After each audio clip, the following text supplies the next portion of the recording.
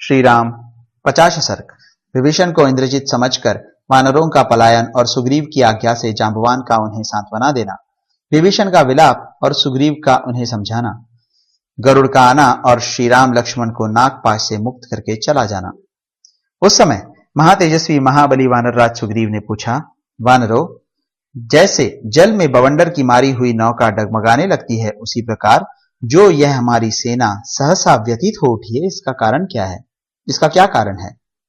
सुग्रीव की यह बात सुनकर वाली पुत्र अंगद ने कहा, क्या आप श्री राम और महारथी लक्ष्मण की दशा नहीं देख रहे हैं? ये दोनों वीर महात्मा दशरथ कुमार रक्त से भीगे हुए बाण शैया पर पड़े हैं और बाणों के समूह से व्याप्त हो रहे हैं। तब वानरराज सुग्रीव ने पुत्र अंगद से कहा, बेटा, मैं ऐसा नहीं मानता कि सेना में अकारण ही भगदड़ मच गई है। किसी न किसी भय के कारण ऐसा होना चाहिए। ये वानर उदास मुंह से अपने अपने हथियार फेंक कर संपूर्ण दिशाओं में भाग रहे हैं और भय के कारण आंखें फाड़ फाड़ कर देख रहे हैं। पलायन करते समय उन्हें एक दूसरे से लज्जा नहीं होती है। वे पीछे की ओर नहीं देखते हैं, एक दूसरे को घसीटते हैं और जो गिर जाता है उसे लांघ कर चल देते हैं। भय के मारे उठाते तक नहीं है। इसी बीच वीर विभीषण हाथ में गदा लिए वहां आ पहुंचे और उन्होंने विजय सूचक आशीर्वाद देकर सुग्रीव तथा श्री रघुनाथ जी की अभ्युदय कामना की। वानरों को भयभीत करने वाले विभीषण को देखकर सुग्रीव ने अपने पास ही खड़े हुए महात्मा वृक्षराज जांबवान से कहा, ये विभीषण आए हैं, जिन्हें देखकर वानर शिरोमणियों को यह संदेह हुआ है कि रावण का बेटा इंद्रजीत आ गया। इसीलिए इनका भय बहुत बढ़ गया है और वे भागे जा रहे हैं। तुम शीघ्र जाकर यह बताओ कि इंद्रजीत नहीं है, विभीषण आए हैं। ऐसा कहकर बहुधा भयभीत हो पलायन करते हुए इन सब वानरों को सुस्थिर करो, भागने से रोको। सुग्रीव के ऐसा कहने पर वृक्षराज जांबवान ने भागते हुए वानरों को लौटाकर उन्हें सांत्वना दी। वृक्षराज की बात सुनकर और विभीषण को अपनी आंखों देखकर वानरों ने भय को त्याग दिया तथा वे सब के सब फिर लौट आए। श्री राम और लक्ष्मण के शरीर को बाणों से व्याप्त हुआ देख धर्मात्मा विभीषण को उस समय बड़ी व्यथा हुई।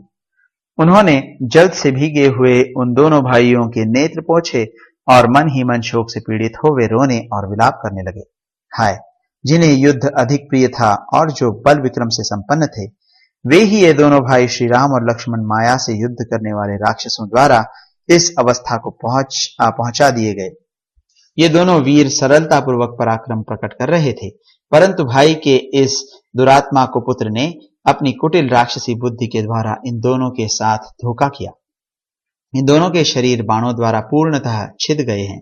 ये दोनों भाई खून से नहा उठे हैं और इस अवस्था में पृथ्वी पर सोए हुए ये दोनों राजकुमार कांटों से भरे हुए साही नामक जंतु के समान दिखाई देते हैं। जिनके बल पराक्रम का आश्रय लेकर मैंने लंका के राज्य पर प्रतिष्ठित होने की अभिलाषा की थी, वे ही दोनों भाई पुरुष शिरोमणि श्री राम और लक्ष्मण देह त्याग के लिए सोए हुए हैं। आज मैं जीते जी मर गया, मेरा राज्य विषयक मनोरथ नष्ट हो गया। शत्रु रावण ने जो सीता को न लौटाने की प्रतिज्ञा की थी, उसकी वह प्रतिज्ञा पूरी हुई। उसके पुत्र ने उसे सफल मनोरथ बना दिया। इस प्रकार विलाप करते हुए विभीषण को हृदय से लगाकर शक्तिशाली वानरराज सुग्रीव ने उनसे यूं कहा, धर्मज्ञ, तुम्हें लंका का राज प्राप्त होगा, इसमें संशय नहीं है। पुत्र सहित रावण यहां अपनी कामना पूरी नहीं कर सकेगा। ये दोनों भाई श्री राम और लक्ष्मण मूर्छा त्यागने के पश्चात गरुड़ की पीठ पर बैठकर रणभूमि में राक्षस गणों सहित रावण का वध करेंगे। राक्षस विभीषण को इस प्रकार सांत्वना और आश्वासन देकर सुग्रीव ने अपने बगल में खड़े हुए श्वशुर सुषेण से कहा, आप होश में आ जाने पर इन दोनों शत्रुदमन श्री राम और लक्ष्मण को साथ ले शूरवीर वानर गणों के साथ किष्किंधा को चले जाइए। मैं रावण को पुत्र और बांधवों सहित मारकर उसके हाथ से मिथिलेश कुमारी सीता को उसी प्रकार छीन लाऊंगा, जैसे देवराज इंद्र अपनी खोई हुई राजलक्ष्मी को दैत्यों के यहां से हर लाए थे। वानरराज सुग्रीव की यह बात सुनकर सुषेण ने कहा, पूर्व काल में जो देवासुर महायुद्ध हुआ था उसे हमने देखा था। उस समय अस्त्र शस्त्रों के ज्ञाता तथा लक्ष्य वेद में कुशल देवताओं को बारंबार बाणों से आच्छादित करते हुए दानवों ने बहुत घायल कर दिया था। उस युद्ध में जो देवता अस्त्र शस्त्रों से पीड़ित, अचेत और प्राण शून्य हो गए थे, उन सब की रक्षा के लिए बृहस्पति जी मंत्र युक्त विद्याओं तथा दिव्य औषधियों द्वारा उनकी चिकित्सा करते थे। मेरी राय है कि उन औषधियों को ले आने के लिए संपाति और पनस आदि वानर शीघ्र ही वेग पूर्वक क्षीर सागर के तट पर जाएं। संपाति आदि वानर वहां पर्वत पर प्रतिष्ठित हुए दो प्रसिद्ध महाऔषधियों को जानते हैं। उनमें से एक का नाम है संजीवकरणी और दूसरी का नाम है विशल्यकरणी। इन दोनों दिव्य औषधियों का निर्माण साक्षात ब्रह्मा जी ने किया है। सागरों में उत्तम क्षीर समुद्र के तट पर चंद्र और द्रोण नामक दो पर्वत हैं, जहां पूर्व काल में अमृत का मंथन किया गया था। उन्हीं दोनों पर्वत पर वे श्रेष्ठ औषधियां वर्तमान हैं। महासागर में देवताओं ने ही उन दोनों पर्वतों को प्रतिष्ठित किया था। राजन, ये वायुपुत्र हनुमान उन दिव्य औषधियों को लाने के लिए वहां जाएं। औषधियों को लाने की वार्ता वहां चल ही रही थी कि बड़े जोर से वायु प्रकट हुई। मेघों की घटा घेर आई और बिजलियां चमकने लगी। वह वायु सागर के जल में हलचल मचाकर पर्वतों को कंपित सी करने लगी।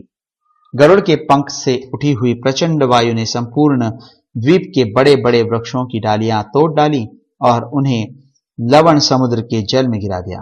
लंकावासी महाकाय सर्प भय से थर्रा उठे। संपूर्ण जल जंतु शीघ्रतापूर्वक समुद्र के जल में घुस गए। तदनंतर दो ही घड़ी में समस्त वानरों ने प्रज्वलित अग्नि के समान तेजस्वी महाबली विनतानंदन गरुड़ को वहां उपस्थित देखा। उन्हें आया देख जिन महाबली नागों ने बाण के रूप में आकर उन दोनों महापुरुषों को बांध रखा था, वे सब के सब वहां से भाग खड़े हुए। तत्पश्चात गरुड़ ने उन दोनों रघुवंशी बंधुओं को स्पर्श करके अभिनंदन किया और अपने हाथों से उनके चंद्रमा के समान कांतिमान मुख को पोंछा। गरुड़ जी का स्पर्श प्राप्त होते ही श्री राम और लक्ष्मण के सारे घाव भर गए और उनके शरीर तत्काल ही सुंदर कांति से युक्त एवं स्निग्ध हो गए। उनमें तेज, वीर्य, बल, ओज, उत्साह, दृष्टि शक्ति, बुद्धि और स्मरण शक्ति आदि महान गुण पहले से भी दुगने हो गए। फिर महातेजस्वी गरुड़ ने उन दोनों भाइयों को, जो साक्षात इंद्र के समान थे, उठाकर हृदय से लगा लिया। तब श्री राम जी ने प्रसन्न होकर उनसे कहा, इंद्रजीत के कारण हम लोगों पर जो महान संकट आ गया था, उसे हम आपकी कृपा से लांघ गए।